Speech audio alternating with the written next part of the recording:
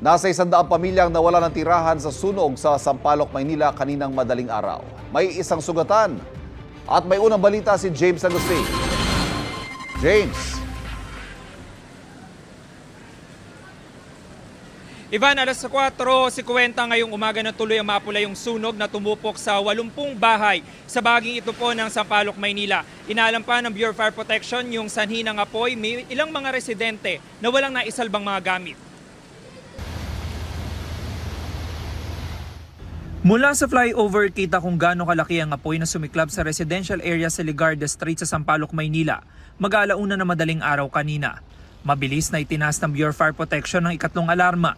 Nasa 15 fire truck nila rumisponde, bukod pa sa mga fire volunteer group. Kumalat ang apoy sa magkakadikit na bahay na gawa sa light materials. Pumwesto sa bubong ang ilang bombero. Kanya-kanyang salba naman ang gamit ng mga residente. Si Eric walang nailigtas na gamit sa bilis ng pangyayari.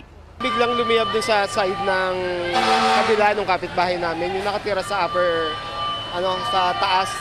Tapos tuloy-tuloy na po yun. Mabilis po yung apoy eh. Ngayon, pagkakalat po, dire-diretso na po. Ang residente namang si Johannes, natutulog na raw na mangyari ang sunog.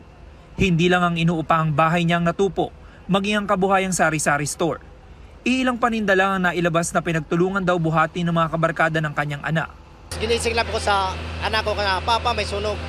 Yung pagbaba ko, tinignan ko may sunog na. Una kong hinahanap yung mga papilis ko talaga. Anak ko hirap. Ay lalo, wala mga trabaho nga. Yun lang pinaka-hanap buhay namin dyan eh. Makakain man lang. Wala talaga.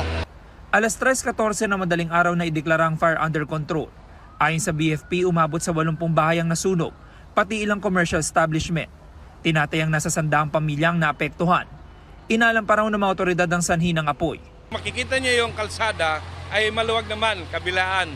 Ang ano lang natin pagdating sa loob, minsan na ubusan tayo ng tubig dahil hindi naman na kaagad-agad nakakabalik ang ating mga fire truck na nag-refill. Okay naman po yung hydrant sa paligid, nakaka-supply naman po ng maayos. Isang babaeng residente ang kinilangan dalhin sa ospital matapos magtamo ng mga paso sa katawan. Pansamantalang tumutuloy ang mga residente sa basketball court ng Barangay 420. Kami naman dito sa barangay namin hindi namin sila pababayaan.